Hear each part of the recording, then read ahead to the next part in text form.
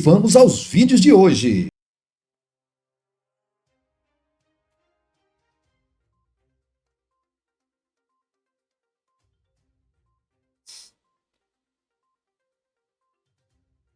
Ninguém quer perder a liberdade. Não quero dormir longe da minha filha, da minha esposa, de fazer um churrasquinho, de ver os amigos, de colaborar para te mudar esse Brasil.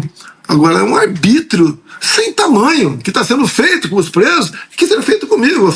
Eu sou a cereja do bolo. Eles podem até me prender um dia, mas por qual motivo?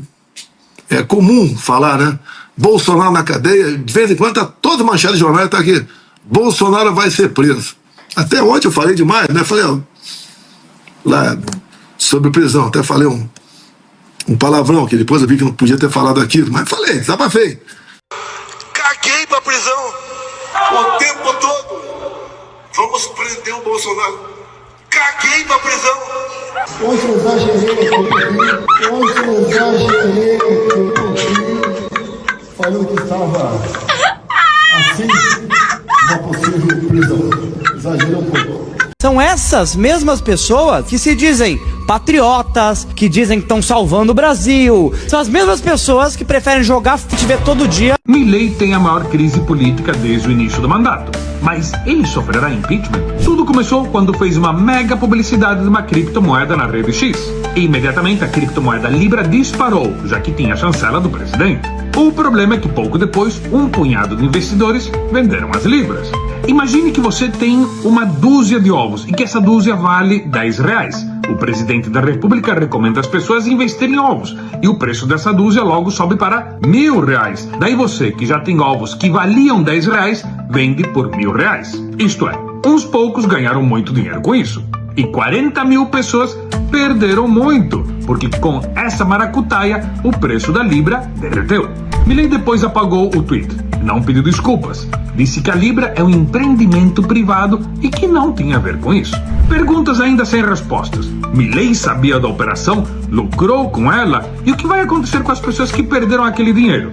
Bom, a gente segue acompanhando aqui na Globo News.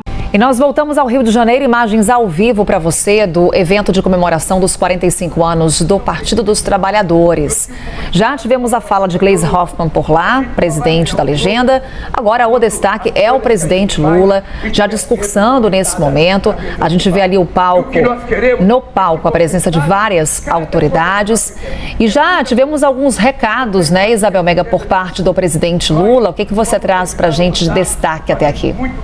Vários recados, sim, Carol. Bom dia novamente para você, para quem está chegando também agora por aqui, Carol. Neste momento, o presidente Lula volta a fazer discursos no improviso. Agora há pouco ele estava fazendo uma leitura ali, onde ele se aprofundou em relação a uma autorreflexão ali do Partido dos Trabalhadores, né, Carol? Dizendo que o PT precisa mudar sem perder a essência, que o PT precisa voltar a discutir políticas nas fábricas, nas igrejas, na periferia, gastar sola de sapato mesmo, e precisa entender o jovem trabalhador que troca carteira assinada para ser empreendedor. Então, vários acenos ali de recados a públicos específicos com os quais o partido tinha uma conexão, e essa conexão foi ficando mais frágil com o passar do tempo.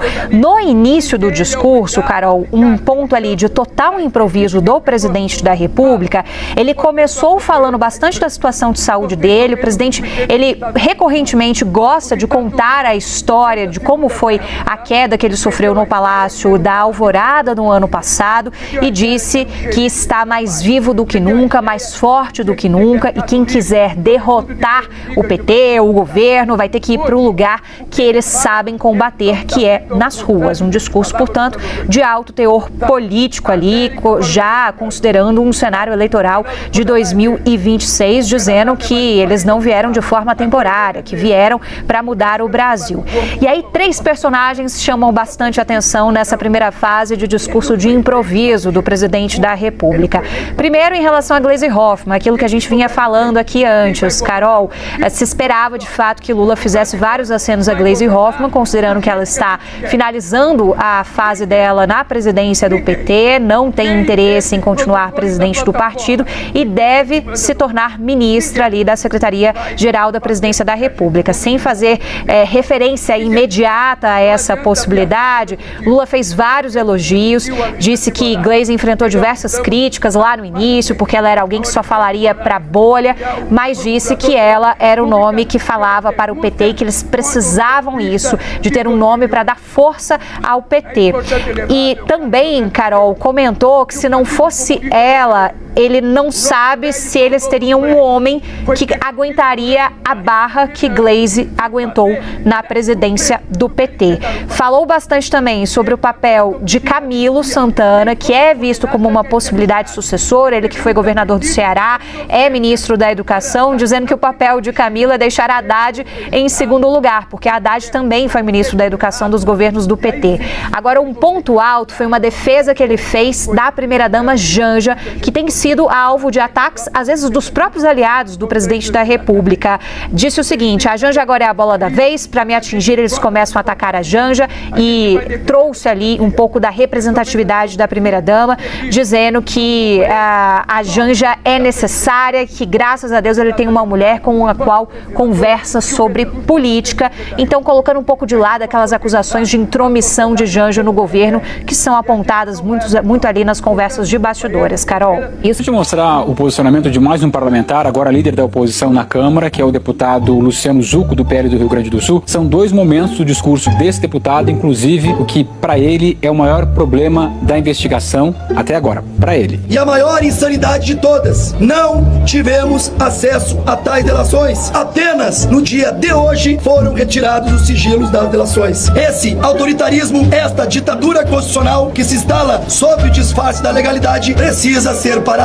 Como a gente acabou de ver, a maior insanidade até agora, na opinião de quem fala pela oposição na Câmara dos Deputados, é que o sigilo da delação do Mauro Cid só foi derrubado, só foi retirado hoje. Acontece que essa retirada do sigilo não é uma escolha de um juiz, não é uma escolha do Supremo Tribunal Federal. A gente separou para você o artigo da Lei das Organizações Criminosas que existe no Brasil desde 2013. O parágrafo 3º, artigo 7º, diz o seguinte, abre aspas, o acordo de delação premiada e os depoimentos do colaborador serão mantidos em sigilo até o recebimento da denúncia ou da queixa-crime, sendo vedado ao magistrado decidir por sua publicidade em qualquer hipótese, fecha aspas. Bom, como a gente viu, a denúncia foi enviada para o Supremo Tribunal Federal ontem. O sigilo da delação acabou sendo retirado hoje, horas depois. Então, tá tudo respeitando o que diz a lei. Existe um motivo para a delação ficar lá em sigilo neste momento que a investigação está acontecendo. Justamente para quê? Para que o depoimento deste relator não prejudique as investigações, não de alguma forma mascare, incentive ou afaste qualquer um dos suspeitos. Então,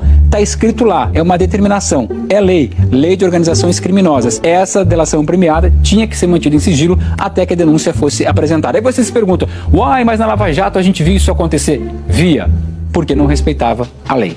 Porque toda narrativa que constrói, que engendra essa trama mirabolante que é apresentada antes pela Polícia Federal e agora pelo Ministério Público, é que um grupo de pessoas que representam um espectro político relevante da sociedade brasileira ousou criticar o sistema eleitoral brasileiro. Essa denúncia da PGR de mais de 200 páginas está baseada em uma única prova, em uma única evidência, uma delação do Mauro Cid que teve idas e vindas, altos e baixos, mudanças na sua narrativa. E mais, uma prova frágil. Vamos lá. Diferentemente do que diz a deputada Caroline Didoni, e com todo respeito, a delação de Mauro Cid é só um pedacinho dessa história. A denúncia da PGR, assim como o inquérito da Polícia Federal, tem muitas, inúmeras provas. E a gente separou alguns exemplos dessas provas que vão muito além de uma delação premiada, ou um simples questionamento sobre o processo eleitoral, como disse o senador Rogério Marinho. Para começar, vamos falar sobre as minutas golpistas. Em diferentes operações, a própria Polícia Federal apreendeu com eles, os investigados, documentos sobre o planejamento do golpe. Um deles, por exemplo, simulava a decretação do estado de sítio, uma operação de garantia da lei e da ordem. Qual o objetivo? Era decretar emergência depois da eleição do presidente Lula. Outro documento, por exemplo, detalhava o plano, teria inclusive um discurso contra o sistema eleitoral e as urnas eletrônicas. Outro exemplo, a prova, as mensagens e conversas entre os acusados. Os investigadores recolheram várias mensagens de texto, também de áudio, como por exemplo, conversas entre dois coronéis do Exército que estavam lá discutindo como fariam para influenciar os chefes das Forças Armadas a aderirem, a incentivarem a fazer parte de um golpe de Estado. Foi inclusive através de mensagens apreendidas com os investigados que se descobriu a chamada Carta ao Comandante do Exército, mais uma prova de que está lá na investigação. Uma carta para pressionar a cúpula do Exército a isso, também aderir ao plano de golpe. Tem ainda as entradas e saídas de suspeitos do Palácio da Alvorada, as exatas datas em que vários planos golpistas teriam sido elaborados e apresentados. E o plano para o assassinato. Foi encontrado com o general da reserva, Mário Fernandes, um documento chamado de Punhal Verde e Amarelo, a gente falou muito dele aqui, um plano para matar o ministro Alexandre de Moraes, o presidente Lula e o vice-presidente Geraldo Alckmin. Tudo isso que eu falei para você aqui, tá lá no relatório da Polícia Federal com os indiciamentos, tá lá na Procuradoria-Geral da República com a denúncia e tá lá na delação premiada de Mauro Cid. Chega de frescura e de mimimi. Vamos ficar chorando até quando? Temos que enfrentar os problemas. Se você chegou aqui e não é inscrito ainda, se inscreva no nosso canal, deixe seu like e compartilhe esse vídeo e vamos para mais vídeos.